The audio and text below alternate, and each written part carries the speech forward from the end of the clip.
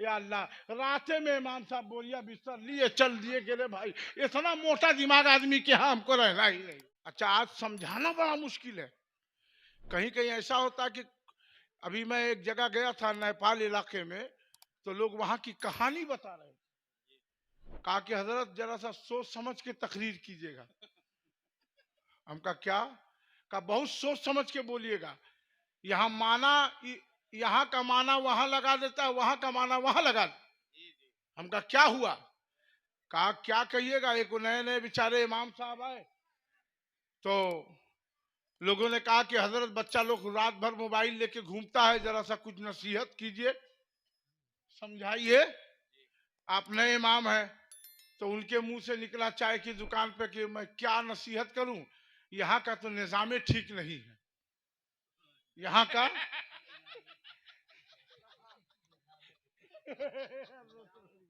कहा यहाँ का निजाम ठीक नहीं है। या अल्लाह, निजाम भाई का पोता वहां बैठा था, कहा अच्छा पूरा गांव ठीक है, हमारे दादा निजाम नहीं ठीक है। अब वो कहा कि ले भाई हम ये नहीं कहा, हमारे कहने में गांव, कहा नहीं आप हमारे दादा निजाम का नाम लिए। 4 आदमी गवाही देने लगे, बड़ा हंगामा हो गया, पंचायत हुई। इमाम साहब ने कहा कि भाई मैंने कहा ये गांव के हालात जो हैं उसको मैंने कहा कि यहाँ का निजाम, जिसे हम लोग नहीं कहते हैं ए भाई निजाम निजाम सही नहीं था, वहाँ का निजाम सही नहीं, ऐसे बोलते हैं ना। अब वहाँ एक आदमी सदर साहब का नाम निजामे था। अब वो का पोता उता जो है सब लाठी गड़ासा लेके पंचायत इमाम साहब पे। अब वो लाख समझा रहे कि रे भाई मैंने ये कहा नहीं, अल्लाह कसम आपने मेरे दादा निजाम का नाम लिया, अल्लाह कसम आपने मेरे दादा निजाम का नाम लिया। अब 2-4 आदमी कहे कि हाँ हाँ हाँ हाँ आप बोले थे कि निजाम ठीक नहीं है, आप बोले थे कि निजाम ठीक नहीं है। 1100 रुपया इमाम साहब पे जुर्माना रख दिया। अब वो बोले कि रे भाई अभी ये लोग तनख्वाह नहीं दिया और 1100 रुपया जुर्माना भी डाल दिया। हसन रजा साहब शिवानी, अब वो बेचारे बड़े परेशान, अब क्या करें भाई। कहा कि ना अब अच्छा है कि वो बोले नहीं, वो बोलवे नहीं करते थे, कोई कुछ करे बोलते ही नहीं थे, मस्जिद का लोटा ले जाए तो भी नहीं बोलते थे।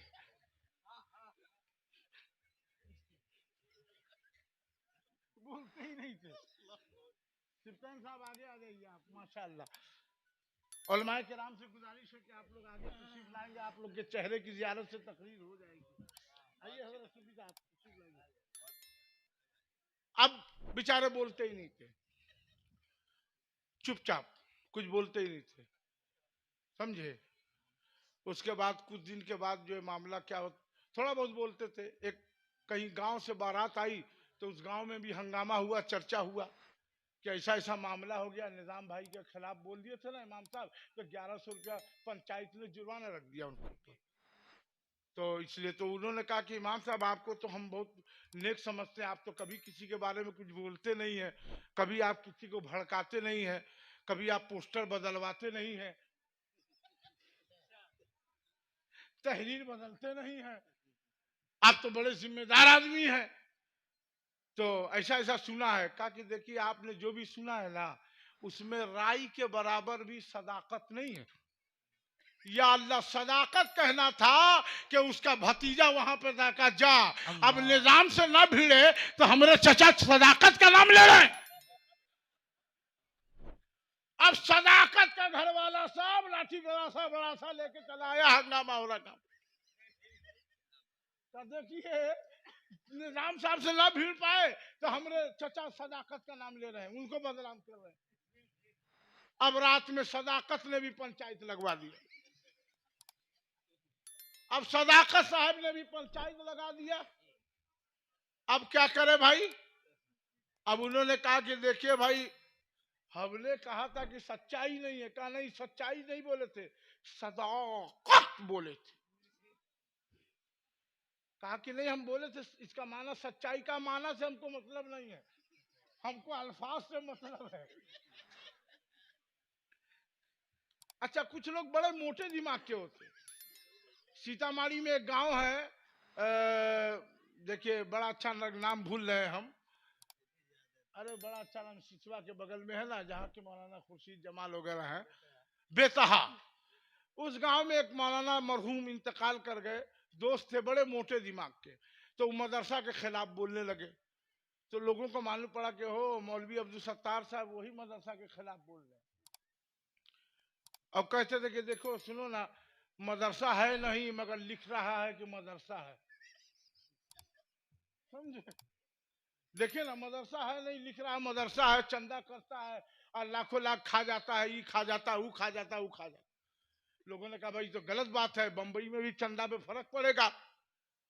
पंचायत बैठा तो लोगों ने कहा कि ये बताइए कि भाई मदरसा से आप पढ़े भी हैं, बड़े बड़े उलमा पढ़े हैं, आप काहे इस मदरसा के खिलाफ बोलते हैं? आप भी तो मौलवी हैं, तो आपको क्या तकलीफ है बोलिए, हम लोग उसको पूरा करें। अहले स्टेज की खास तवज्जो चाहूंगा, पूरा करें।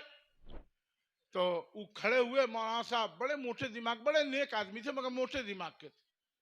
तो कहा कि सुनिए, हमको जो है एक बात पूछना है। का ये हाफिज बदरुल साहब है ना, बदरुल इस्लाम, इनसे हम पूछते हैं कि मदरसे का नाम बदरुल इस्लाम काहे रखा, हमको इसी से तकलीफ है।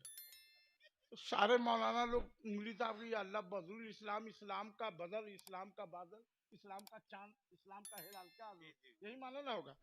तो कहा भाई इसमें आपको क्या तकलीफ है, बदरुल इस्लाम इतना अच्छा नाम है। कहा आप फारसी नहीं पढ़े हैं? बद माने क्या होता है? बुरा। क्या इस्लाम का सबसे बुरा मदरसा हमरे गांव में? इसलिए हमको इसके नाम पे इतराज। तो लोगों ने कहा अरे भाई बद इस्लाम नहीं ना है, बदरूल है, का रूल से हमको कोई मतलब नहीं है, बद कमाना आ गया, हम वही लेके चलेंगे। तो कुछ लोग ऐसे होते मोटे दिमाग के। अब उन्होंने कहा कि देखिए भाई ऐसा है कि अब हम कुछ बोलेंगे नहीं। 1100 रुपया निजाम साहब ने डाल दिया और 700 रुपया सदाकत साहब ने उनके ऊपर पड़ जाए। वो बोले कि बताइए अभी तनख्वाह मिली नहीं है कि जेब से जा रहा है मामला। मकसूद साकी साहब अब बेचारे चुप हो गए। अब कोई कुछ बोलता बोलबे नहीं कर, कोई कुछ बोलता बोलते ही नहीं थे। लोग आते, इमाम साहब, इमाम साहब टाइम हो गया अजान का। हजरत मुसल्ला वो फला चीज की चाबी कहाँ है? हजरत मगरिब असर का टाइम बढ़ा कि घटा? हजरत फला के हम मिलाद में जाइएगा कि नहीं जाइएगा? अब बोलते ही नहीं थे, बोलते ही नहीं थे। पूरा गांव परेशान हो गया, अरे भाई ये बोलते ही नहीं है। हजरत खाना ला दे। बेचारे बड़ा परेशान थे, हमारे जाबिर अख्तर सुल्तानपुरी की तरह।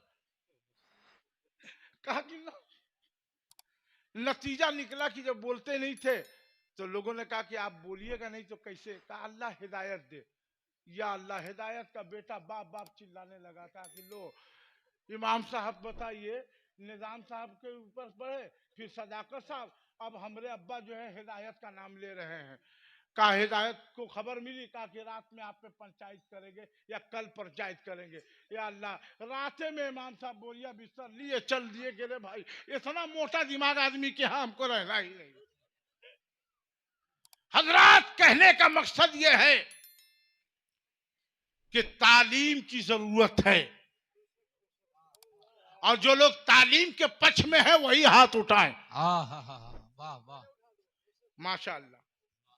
तालीम होना चाहिए, इसलिए कि दुनिया की हर कौम जो आपको समझती है कि पढ़ा लिखा लोग नहीं है, तो मैं कहूंगा कि आधी रोटी खाइए, बच्चे को पढ़ाइए, ताकि बच्चा ये ना कहे कि मेरे बाप ने तो बिल्डिंग छोड़ा मगर मुझे जाहिल बना के छोड़ दिया, बल्कि पढ़ने के बाद बेटा ये कहे मैं गरीब हूं मगर अल्हम्दुलिल्लाह मैं ऐसे बाप का बेटा हूं जिसने मुझे इल्म वाला बना दिया। वाह वाह, नारे तकबीर, नारे रिसालत, मसलके आला हजरत, जश्न गौसुल वरा कॉन्फ्रेंस। नारे तकबीर। और जहां तालीम होगी वहां जहालत नहीं होगी, क्योंकि इल्म इल्म दीन नूर है। अल इल्मो नूरुन, इल्म रोशनी है, नूर है। और इल्म पर सबसे ज्यादा जोर इस्लाम ने दिया। इस्लाम ने जोर दिया इल्म पर। नबी ने यहां तक फरमाया कि इल्म दीन हासिल करो मां की गोद से लेके कब्र तक। अगर इल्म हासिल करने के लिए तुम्हें चीन जाना पड़े, मगर ईमानदारी से बताओ कितने अमीर के बच्चे मदरसे में पढ़ते हैं? बोलिए। जो बच्चा काम का नहीं उसको मदरसा में ले आएंगे हजरत के। अल्हम्दुलिल्लाह अच्छी तालीम हजरत के यहाँ हो रही, कुरान पढ़ बच्चे जब सुनाते हैं तो तबीयत खुश हो जाती। मगर ऐसे बच्चे को लाया जाता है, और जो बच्चा स्मार्ट है उसको कॉलेज में। क्यों? कहा कॉलेज में पढ़ेगा मेरा नाम पैदा होगा। पहले स्टेज की 1 मिनट के लिए तवज्जो चाहूंगा मैं, 1 मिनट के लिए ईमानदारी से। कसम खुदा की मैंने आज तक नहीं देखा कि किसी का बेटा डॉक्टर हुआ हो तो खानदान का नाम हुआ हो, इंजीनियर बना तो खानदान का नाम हुआ हो, कलेक्टर बन गया तो भी खानदान का नाम नहीं, ज्यादा से ज्यादा एक पुश्त चला है। मगर अल्लाह की कसम किसी गरीब का बच्चा हाफिज कुरान हो गया है तो आलिम दीन हो गया है तो 7 खानदान तक उसका नाम चल रहा। अबे तुम तो तुम्हारी ये डिग्री 5 साल 10 साल 15 साल, मगर जो डिग्री इस्लाम ने इन्हें दिया है वो कोई छीन नहीं सकता। मुझसे पेशरो चतुर्वेदी साहब बोल रहे थे, मैं सुन रहा था, गुफ्तगू सुन रहा था, इसलिए कि रहबर को बेदार रहना चाहिए, सोना नहीं चाहिए। कौन कहां से बोला? मैं आपको बताना चाहता हूं, इस्लाम के ऊपर नबी ने भी तालीम के लिए जोर दिया है। और इल्म दीन का मामला तो ऐसा है कि गौसे पाक ने भी इतना जोर दिया कि दुनिया में आने से पहले मां के पेट से आ रहे हैं तो कुरान का इल्म लेके आ रहे हैं। नारे तकबीर, नारे रिसालत, फैजाने गौसे आजम हजरत अल्लामा सुल्तान रजा कादरी। मुसलमान और पढ़ा लिखा ना हो, ताज्जुब है। आज हम लोगों को मसला, अच्छा मसला वही याद होता है जिसमें अपना फायदा हो। बुरा नहीं मानिएगा जी जी। और जहां इमाम साहब का फायदा होगा वहां शरीयत निकालेगा, शरीयत का कानून निकाल देगा।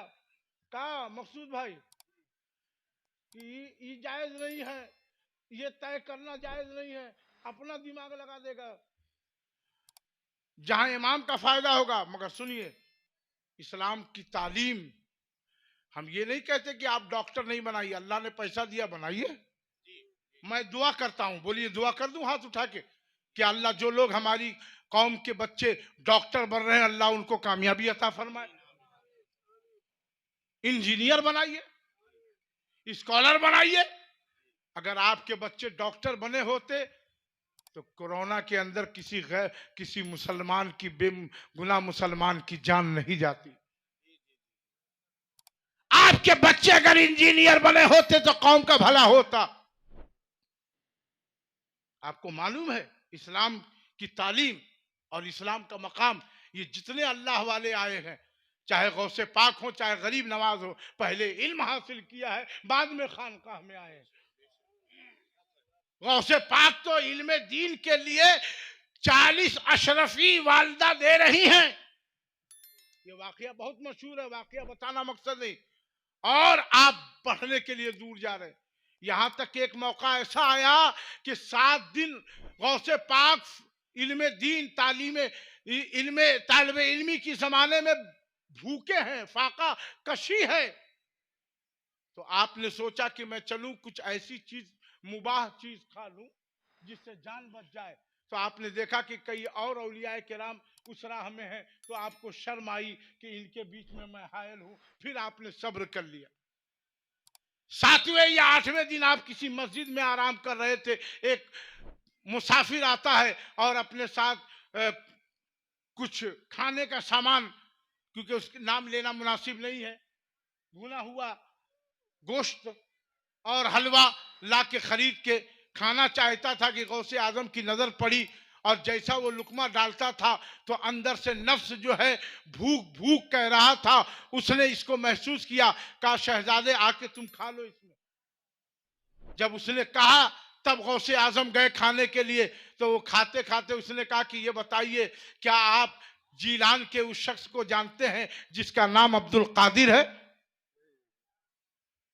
कहा क्यों, क्या बात है? कहा उनकी वालदा ने उनके तालीमी खर्च के लिए कुछ रकम अता फरमाया था। जैसे मैं यहाँ दाखिल हुआ उस वक्त तक मेरा जाती मेरे पास जो पैसा था वो था, मगर उनको तलाशने में मेरा पैसा कुछ खत्म हो गया। आज कई दिन के बाद उनके पैसे में से मैं लाकर एक वक्त का खाना खा रहा हूं। तो गौसे पाक ने कहा घबराइए नहीं, अब आप मेहमान हैं, अब्दुल कादिर मेजबान है। जरा हाथ लहरा के सुभान अल्लाह कह दीजिए और मोहब्बत से सुभान अल्लाह कह दीजिए।